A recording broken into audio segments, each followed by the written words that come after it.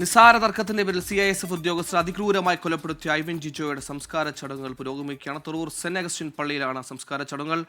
വിഷ്ണു സുരേഷ് ഇപ്പോൾ ഐവിന്റെ വീടിൽ നിന്ന് ചേരുന്നു. വിഷ്ണു, അങ്ങേയറ്റം ക്രൂരമായ രീതിയിൽ ഒരു കൊലപാതകം, ആ വീടിന്റെ അത്താണിയായിരുന്നു, അവരുടെ പ്രിയപ്പെട്ടവനായിരുന്നു. അവസാനം നോക്ക് കാണാൻ ആയിരങ്ങളാണ് അവിടെ എത്തിച്ചേർന്നിരിക്കുന്നത്. സംസ്കാര ചടങ്ങുകൾ പുരോഗമിക്കുകയാണ്.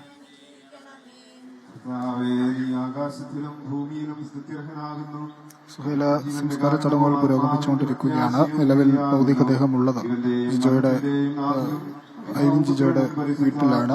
സംസ്കാര പ്രാർത്ഥനകൾ പുരോഗമിക്കുകയാണ്. ഇതിനുശേഷം മൃതദേഹം പള്ളിയിലേക്ക് കൊണ്ടുപോകും ആണ് ലഭിക്കുന്ന വിവരം.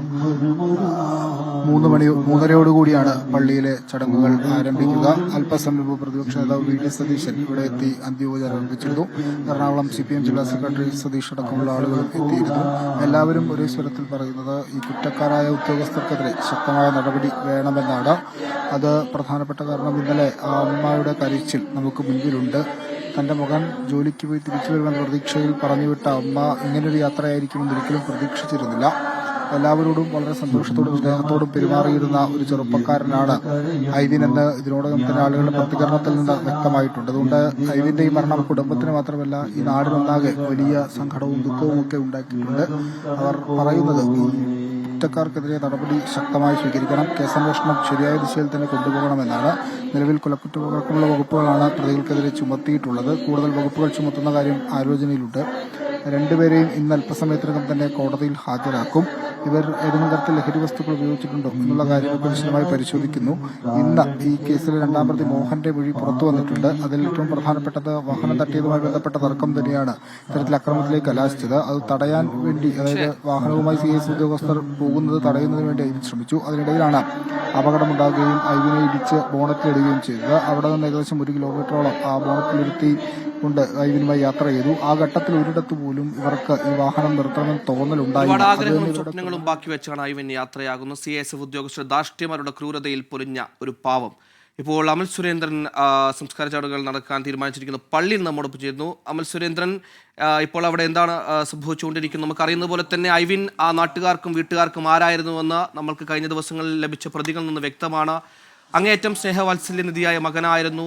പട്ടി കുറുകെ ചാടുമെന്ന ഭയത്തിലാണ് രാത്രി ബൈക്കിന് പകരം കാറ് കൊടുത്തുവിട്ടത്. പക്ഷേ അപ്പോഴും നിർദാക്ഷിണ്യം ആ CISF ഉദ്യോഗസ്ഥർ അതിക്രൂരമായി കൊലപ്പെടുത്തിയ ഒരു നിസാര തർക്കമാണ് ജീവനെടുത്ത തർക്കം.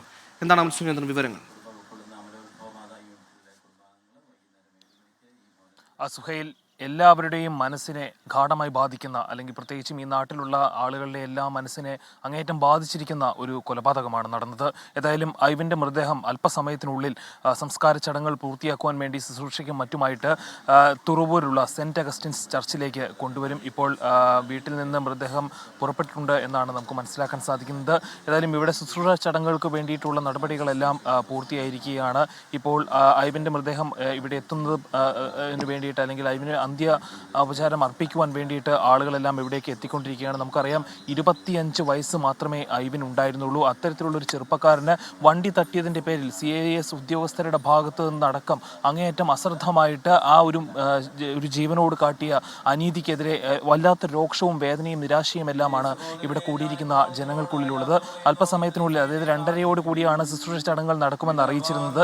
ഏതായാലും ഇപ്പോൾ സമയം വൈകിയിരിക്കുകയാണ്. അല്പം കൂടി വൈകിയതിന് ശേഷം മാത്രമേ ഈ ഒരു ചടങ്ങുകൾ നടക്കൂ എന്നാണ് നമുക്കറിയാൻ സാധിക്കുന്നത്. അതിൽ മൃതദേഹം ഇവിടേക്ക് കൊണ്ടുവരുന്ന വേണ്ടി, അല്ലെങ്കിൽ അതിന് അന്ത്യോപചാരം അർപ്പിക്കുവാൻ വേണ്ടി നാട്ടുകാരെല്ലാം ഇവിടെ കൂടിയിട്ടുണ്ട്. സുഹൈൽ, ശരി, അമലാണ് വിവരങ്ങൾ നൽകിയത്.